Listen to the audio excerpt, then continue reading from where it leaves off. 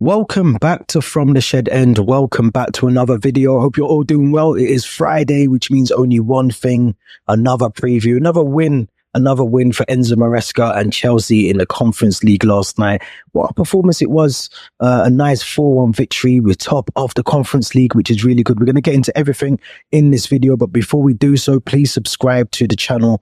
Make sure you like this video and don't forget to leave your thoughts in the comments. And also, if you like the podcast version of From the Shed End, you can hit that link below, the Linktree link, and that will take you straight to the podcast episodes where me and Theo discuss everything Chelsea and everything related to Chelsea. So make sure you check out that. And we will have the podcast back next week. Obviously, Theo, if you have been on our Instagram account lately, you will see that Theo is currently still in Athens, still in Greece after the game yesterday. So we'll be back next week. I'm sure he'll tell us all about his time there and also the match as well, where we came out 4-1 winners, which is brilliant for us. Brilliant performance.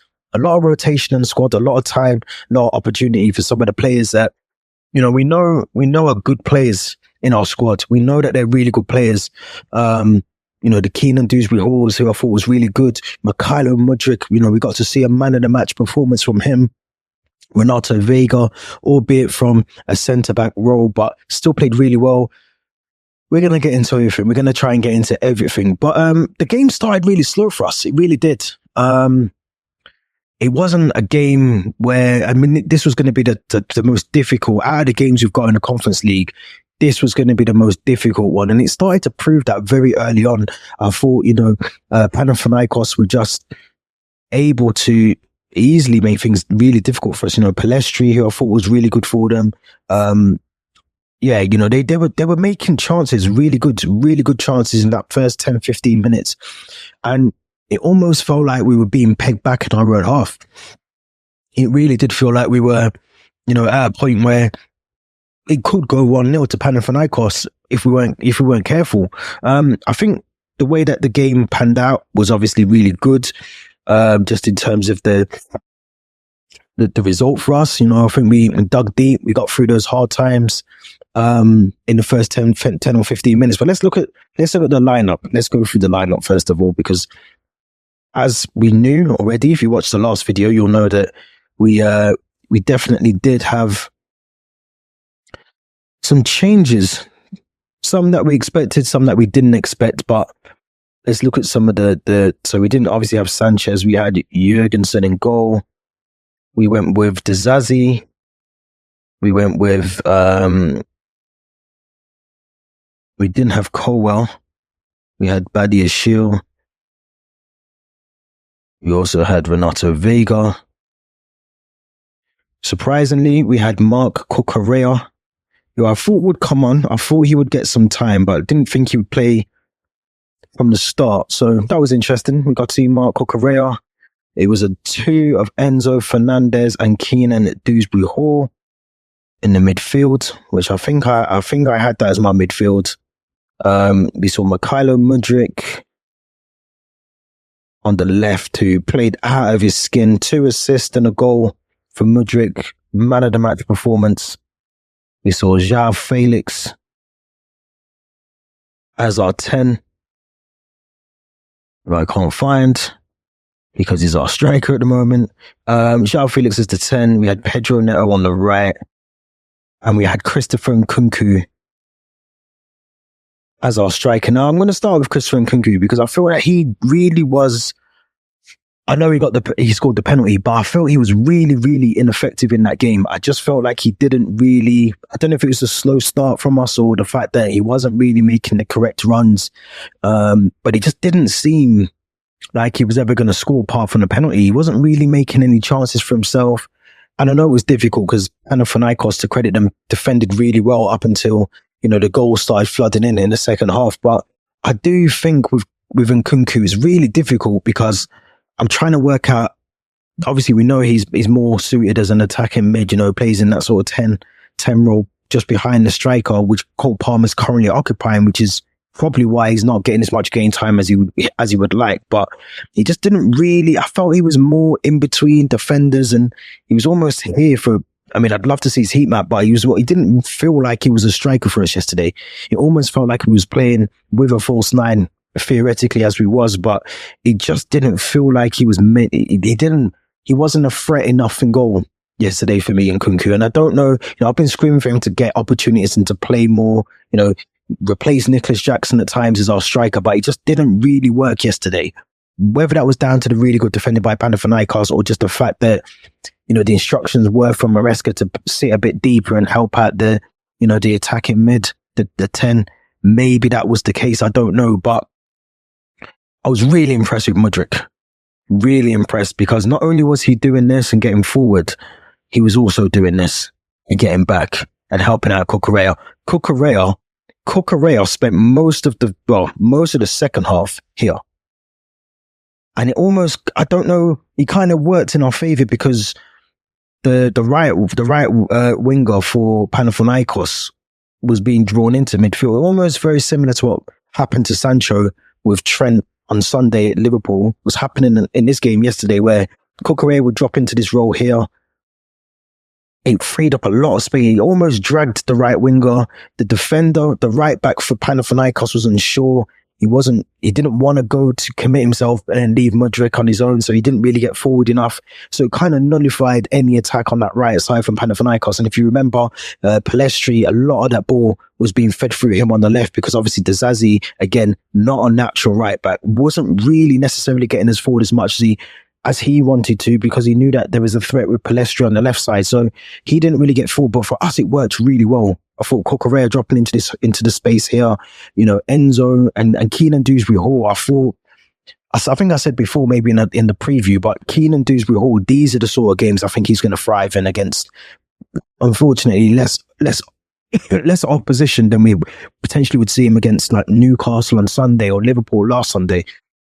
I think these are the sort of games where Keenan Dewsbury-Hall is going to be able to thrive, get minutes. I know he got subbed off, but, it really did work for us in terms of inverting Cucurella. He needed those minutes after losing out due to suspension on Sunday just gone. So you expect him to start against Newcastle.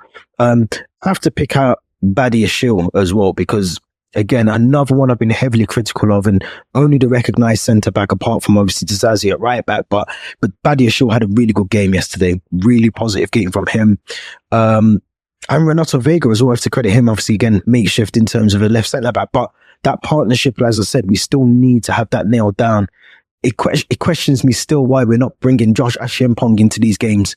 Prime example would have been, this is a game you put Achiampong in and you use Dezazi as a centre-back, you use, Badiashile, we still had Tossin on the bench as well. But again, you've got someone there that has clearly got the quality, as I said in the live stream that we did last, when was that? Wednesday of this week, when we did the live stream and we were speaking about Josh Achiampong. He's the sort of player that you would expect to see at right back in these kind of games against Panathinaikos, against Noah, against Shamrock Rovers. You'd expect him to be getting the game time here, but he's clearly not. And obviously Enzo Maresca addressed that ahead of the game yesterday on the Wednesday in his press conference. But I was really impressed with our defensive back line. I thought they all played really well. Jurgensen pulled off some really good saves. Still very shaky. There was a moment, I think, in the second half where I think he comes out and Badiashile, the miscommunication there. He just seems a bit nervy from the set pieces, from corners especially. But overall, pulled off some really good saves.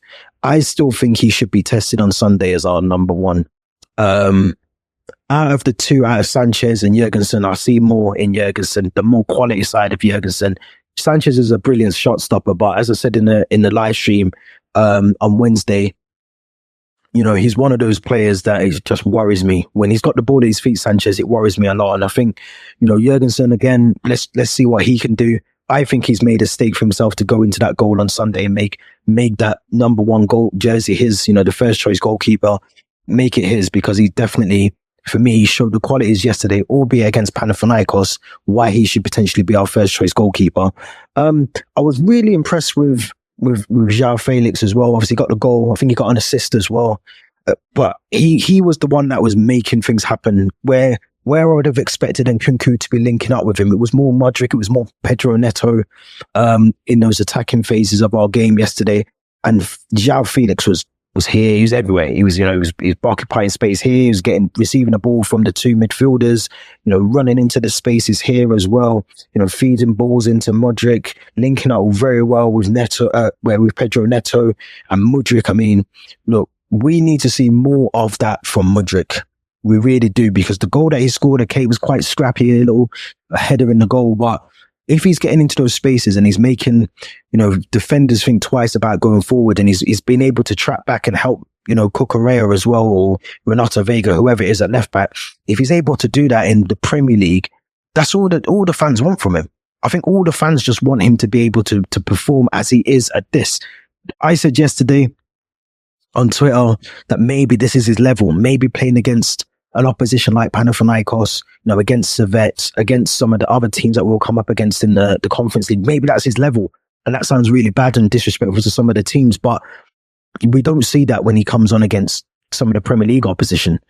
So maybe that's his level. Maybe that's this sort of European football suits him a bit more, a bit more time on the ball, a bit more time to run into the space and, utilize his qualities that he has got, but he doesn't do it often enough. And I think the consistency part has always been a question mark for Mudryk. But if he can play like he played yesterday, if he's picked, which I don't think he will be against Newcastle, but if he was to get a shout and Enzo Maresca says, look, you got a man of the match, you got 2 goals, you got the assists and whatever else, you got the 1 goal, and the 2 assists, and you can play like that, and he got the nod on Sunday, we need to see Mudryk play just like he did on Thursday, because he's got the qualities. He's clearly showing that. He's able to assist and put the ball into the box, and even João Felix's goal, I mean, it looks very easy, but the way that happened, Mudryk knocking the ball into the box and João Felix just very quickly, tapping it into the goal. It looked easy, but it was, you still have to put the weight of the shot onto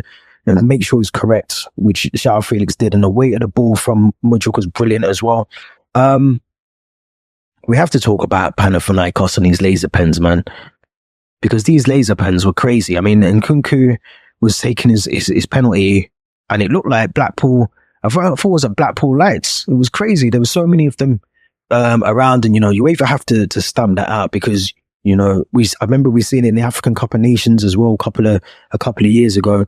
But that was disgraceful yesterday, and it just didn't seem fair on Nkunku. I think the referee should have either delayed play until that stopped, it was resolved, or I don't know, but something needs to be done by UEFA about laser pens and all the rest of it, because it's mental. But the last shout out I want to give as well is Tariq George, because Tariq George looked brilliant. He looked absolutely brilliant when he came on. The only thing I'll say, I feel like he reminds me of Mykhailo Mudryk when we first signed him.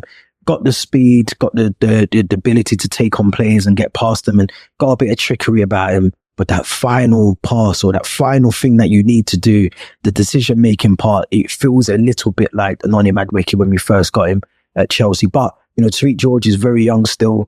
You can see there's a lot of potential. Enzo Maresca clearly trusts something in him to be able to put him into these games. And look, I mean, we're seeing a lot of this integration now. There's a couple of other youth players on the bench. Some that got the nod as well yesterday to come on in the second half. We've seen Enzo Maresca utilize the squad depth that everyone was talking about and saying, why have we got so many players? Well, here's exactly why. The proof is right there in the pudding. Why we've got so many players, because you're able to not bring Reece James, not bring Nicholas Jackson, not bring Moises Caicedo, and still put in a really good performance against a team that is currently 6th in their own domestic league as well.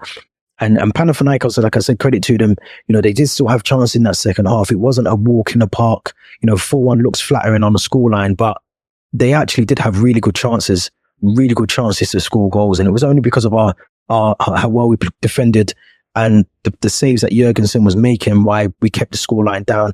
We still shouldn't have let that goal in. I think when you look back on that, that's a goal that we could have avoided. And Jurgensen must be annoyed that he didn't get the clean sheet as well. But we will have our Newcastle preview on Saturday. So tomorrow, the Newcastle preview will be out, and we'll have the review after the game as well. So make sure you tune in for those. Don't forget to subscribe. Don't forget to like this video. Leave your thoughts in the comments. Was Mykhailo Mudryk worthy of man of the match? And I'm going to ask the question again. If you go back and listen, I'll pin that in the video right here, but listen to what I said here about our defense. Do you think John Terry should be included as our coaching staff on his senior squad? Let me know your thoughts. Don't forget to subscribe. This has been Theo from the Shed End. Until next time, thank you very much for watching.